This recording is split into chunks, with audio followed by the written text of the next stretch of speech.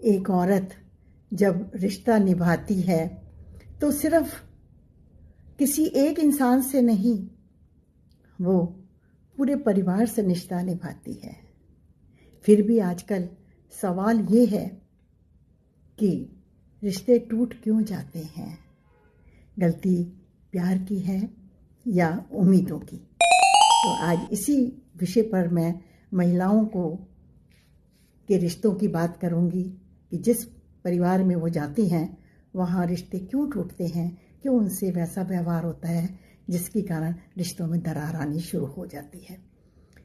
तो सबसे पहली बात है, या कारण कहूँगी मैं, औरत में से बहुत कुछ निभाने की उम्मीद की जाती है। जब औरत होती है, हर व्यक्ति ये उम्मीद करता है कि वो सब कुछ निभाएगी, कि वो समझे भी, समझौता भी करे और हर रिश्ते को जोड़े रखे। मतलब अपना सब कुछ भूल जाए, वो केवल दूसरों के लिए ही काम करे।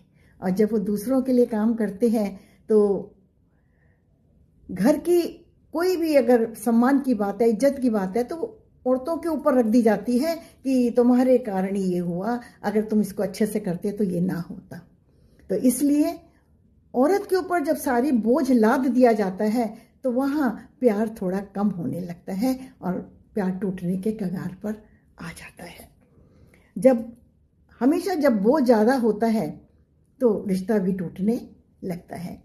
दूसरा कारण है कि भावनाएं सुनने वाला कोई नहीं, केवल उसे काम करने के लिए, घर के मैनेजमेंट के लिए, बच्चों के मैनेजमेंट के लिए, परिवार के और सदस्यों के मैनेजमेंट के लिए ही उसको केवल उपयोग में लाया जाता है। उसकी भावनाओं को कोई नहीं समझता है, और जब भावनाएं नहीं समझती तो वो अपने को अकेला महसूस करती हैं। और औरत बोलती बहुत कम है, शुरू में रिश्ता निभाने की कोशिश करती है, लेकिन जब बोझ बहुत ज़्यादा बढ़ जाता है तो वो आगे से बोलने भी लगती है और वहीं रिश्तों में दरारें आने जाती हैं।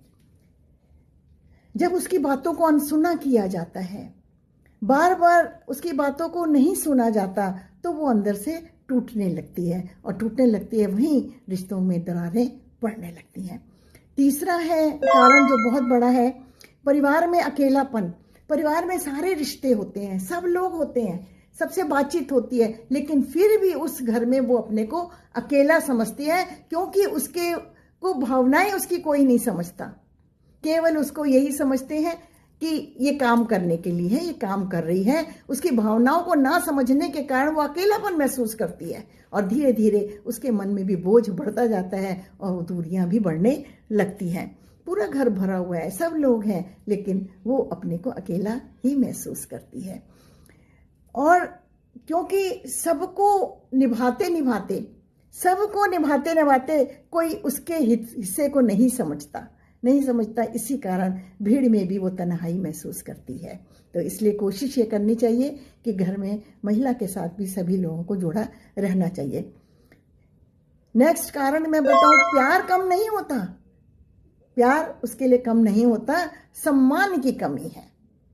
मालूम है ये सब कुछ मैनेज कर लेगी, ये कर लेगी, उसके ऊपर भरोसा होता है कि ये सब कार्य कर लेगी, लेकिन प्यार भी बहुत है, लेकिन जब सम्मान नहीं होता तो वो अंदर से टूट जाती है। तो सम्मान करना भी बहुत जरूरी है। ऐसा नहीं है कि खाली प्यार से ही कोई आगे चलता हो, उसमें उसको अपनी भावनाओं की भी कदर होनी चाहिए, सम्मान भी होना चाहिए, उसके दुख दर्द को भी समझना चाहिए, उसकी परेशानी को भी समझना चाहिए। जहाँ सम्मान नहीं होता वहाँ प्यार भी दम तोड़ देता है। जहाँ प्यार भी नहीं रहता, जब वहाँ पे सम्मान नहीं होता। परिवार में जब उसकी बात, उसकी मेहनत, उसके त्याग को हल्का समझा जाता है कि ये तो इसकी ड्यूटी है, इसको करना ही करना है, तो वहाँ पर ये रिश्ते टूटने की कगार पर आ जाते हैं।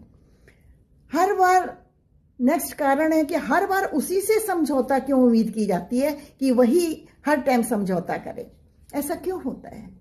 एक महिला है, अपने घर को छोड़ के दूसरे परिवार में जाती है, वहाँ वो सबकी जिम्मेदारियों को अपने ऊपर लेती है, जबकि कई तो बहुत छोटी होती हैं, लेकिन तब भी वो सभी रिश्तों से जुड़ जाती हैं। चाची हैं, मामी हैं, बुआ हैं, फला, कितने रिश्ते उसके साथ जुड़ जाते हैं और वो सबको निभाने की कोशिश करती है। बहू का रिश्ता है, पत्नी का रिश्ता है, भाभी का रिश्ता है, नंद का रिश्ता है, कितने रिश्ते हैं जिनको वो निभाने की कोशिश करती है।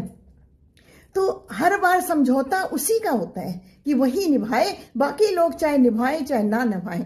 तो ये बात जब ज़्यादा कहते हैं ना सिर से लांग जाती है तो व्यक्ति टूट जाता है और धीरे धीरे प्यार और उस रिश्तों में भी दरार आनी शुरू हो जाती है। कहते हैं ना रस्सी जब ज़्यादा खींचते हैं तो वो टूट जाती है, तो इसलिए रस्सी को उतना ही खींचे जब तक वो जुड़ी रहे, और अगर एक बार टूट गई तो उसमें गांठ आ जाती है जोड़ने पर भी। कहते हैं ना रही मन रिश्ता प्यार का, मत तोड़ो चटकाए, तोड़े से ना जुड़े, जुड़े गांठ पड़ जाए। तो इसलिए उस रस्सी को इतना मत खींचिए कि वो टूट ही जाए।